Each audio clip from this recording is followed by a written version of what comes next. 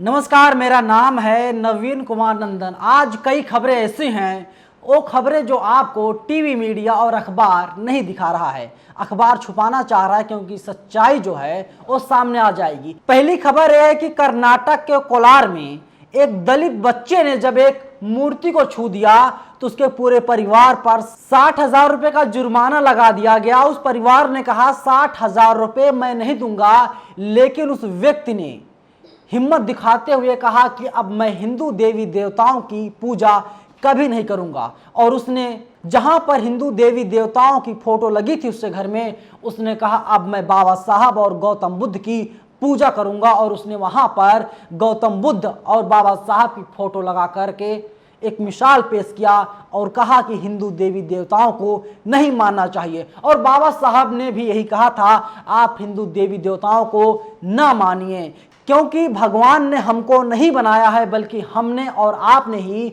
भगवान को बनाया है। जिस भगवान को हम और आप बना रहे हैं, उस भगवान की पूजा हम क्यों करें। बड़ी खबरें थी। और वहीं दिलीप मंडल ने ट्वीट करते हुए लिखा है कि ईडब्ल्यूएस आरक्षण खत्म होने जा रहा है। सरकार ये साबित नहीं कर पाई कि गरीबी के आधार पर दिए जाने वाले आरक्षण में एससी, एसटी और ओबीसी के गरीब क्यों नहीं हैं। साथ ये भी साबित हुआ कि 10% सवर्ण ईडब्ल्यूएस आरक्षण से एससी, एसटी, ओबीसी की अनरिजर्व सीट पर चुने जाने के मौके कम होंगे।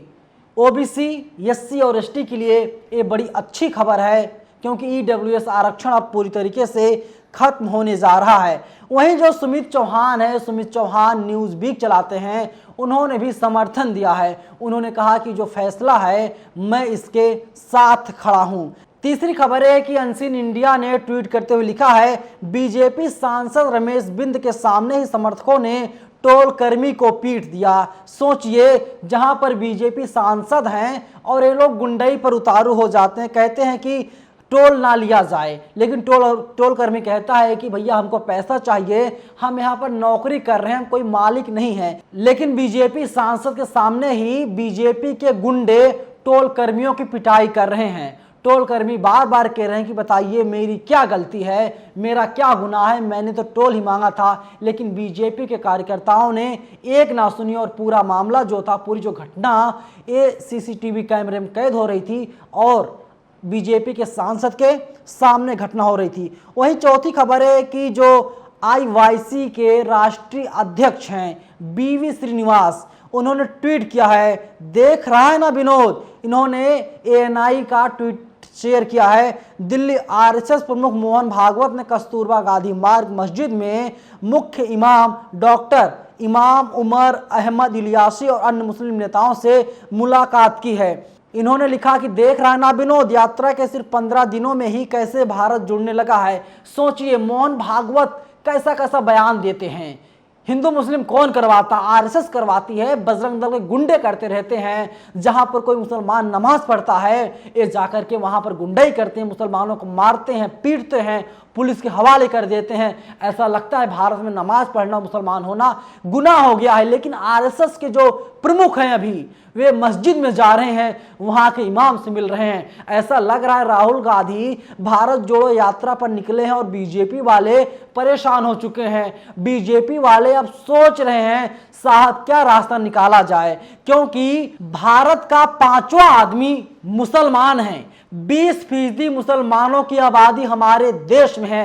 80% में हिंदू हैं, उसमें सिख हैं, उसमें ईसाई हैं, उसमें अलग अलग धर्म के लोग हैं जो 80% हैं। और अब आरएसएस प्रमुख जिस तरीके से एक मस्जिद में जा रहे हैं, वहाँ के इमाम से मिल रहे हैं, ऐसा लग रहा भारत जोड़ो जो यात्रा चल रही है असर हो गया। और इसीलिए कांग्रेस वाले अब बीजेपी की और आरएसएस की खिंचाई लगातार ट्विटर पर कर रहे हैं, सोशल मीडिया पर तमाम वीडियोस, तमाम फोटो शेयर कर रहे हैं और यही बताने की कोशिश कर रहे हैं कि देखिए भारत इस तरीके से जुड़ता है। और देखिए अजीत अंजुम ने लिखा है, जो मिलता चुपचाप खाओ, बोला तो 600 किलोमीटर दूर जाओगे। उपेंद्र हैं, उपेंद्र ने लिखा, फिरोजाबाद पुलिस लाइन के कैंटीन में मिल रहे खाने की क्वालिटी पर सवाल उठाने वाले कांस्टेबल का गाजीपुर जिले में ट्रांसफर कर दिया गया है, जिसकी दूरी फिरोजाबाद से 600 किलोमीटर दूर है। ट्रांसफर के नाम पर सजा ये है डीजीपी यूपी। सोचिए, जो कांस्टेबल सवाल पूछ रहा है, आप लोग कहते हैं हम देश के जवान हैं, लेकिन हम देश के जवानों के साथ क्या किया जा रहा है? दरअसल ये जो व्यक्ति है कांस्टेबल के पद पर उत्तर प्रदेश पुलिस महकमे में तैनात था और उसने कहा था मेस में खाना बहुत घटिया मिल रहा है, जिसकी वजह से उन लोगों को बीमारियां घेर रही हैं, उन लोगों का पेट नहीं भर पा रहा है और उनको पागल घोषित कर दिया गया कांस्टेबल को, जिसने सवाल उठाया था। और अब 600 किलोमीटर दूर उन्हें पोस्टिंग दी गई है, ट्रांसफ़र कर दिया गया है। ये तो सिर्फ एक तस्वीर सामने आई है, 600 किलोमीटर दूर ट्रांसफ़र कर दिया गया है, लेकिन किस तरीके से प्रताड़ित किया जाएगा इसका वाकया अभी आना साफ बाकी है। और वहीं ओपी राजभर, ओम प्रकाश राजभर एसबीएसपी के राष्ट्रीय अध्यक्ष हैं, उन्होंने ट्विटर पर लिखा, आज सुहेल देव भारतीय समाज पार्टी कार्यालय लखनऊ में आगामी 26 सितंबर से प्रारंभ होने वाली सावधान यात्रा की तैयारी में पार्टी कार्यालय पर झंडा तैयार करते हुए। सोचिए, ये वीडियो देखिए, आप वीडियो देखिए, वीडियो देखने पर यही पता चलता है कि जो एसबीएसपी के राष्ट्रीय अध्यक्ष हैं वही अब झंडे को सुलझा रहे हैं, झंडे को तैयार कर रहे हैं और 26 सितंबर से सावधान यात्रा तैयार हो रही है और उसकी तैयारी की जा रही है। जब सावधान यात्रा निकलेगी उसके जरिए बताने की कोशिश की जाएगी बीजेपी किस तरीके से लोगों को परेशान कर रही है। लोगों को जो सुविधाएं मिलनी चाहिए थी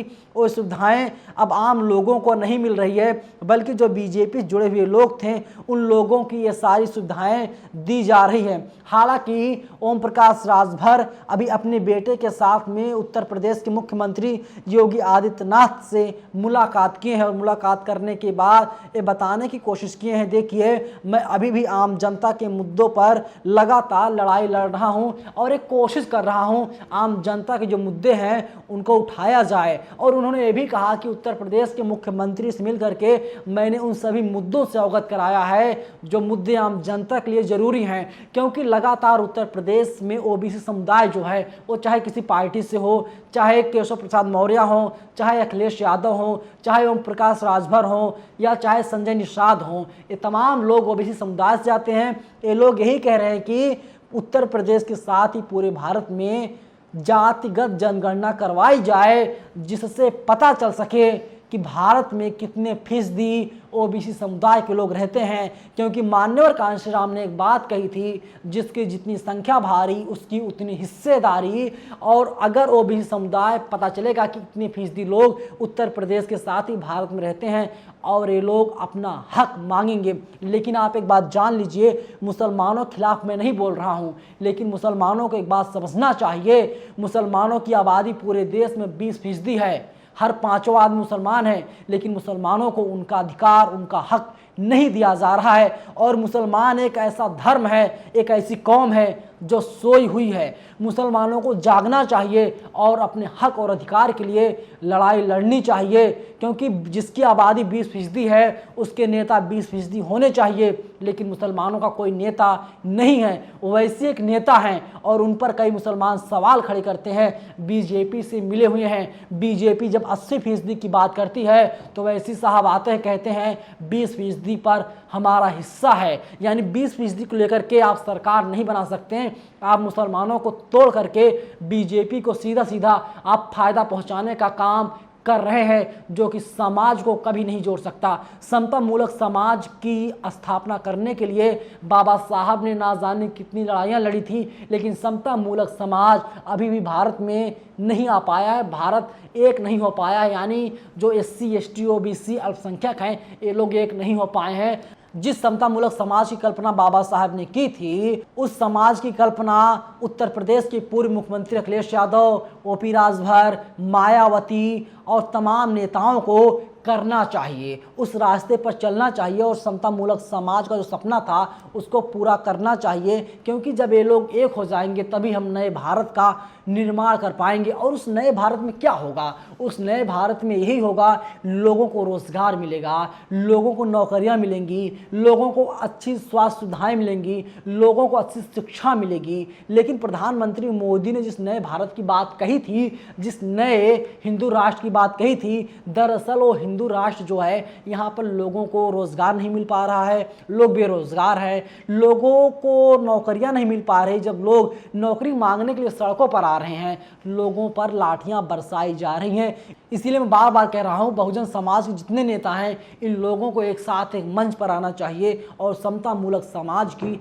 स्थापना हमारे देश में करना चाहिए, तभी हमारा देश आगे बढ़ पाएगा। वरना युवा सड़कों पर लाठियां खाता रहेगा, लोगों को नौकरियां नहीं मिलेंगी, छात्र सुसाइड करते रहेंगे, माँ बाप अपने बच्चों की लाश को लेकर कंधों पर ढोते रहेंगे। फिलहाल इस वीडियो में इतना ही, लेकिन पूरी वीडियो को लेकर के आपकी क्या राय है? क्योंकि मैंने कई खबरें बताई हैं जिनका सरोकार सीधा सीधा आपसे है। इन खबरों को टीवी मीडिया कभी नहीं दिखाएगी, क्योंकि अगर टीवी मीडिया इन खबरों को दिखाएगी तो उनके आका नाराज हो जाएंगे। आपकी राय महत्वपूर्ण है, अपनी राय आप हमें ज़रूर दीजिएगा। धन्यवाद।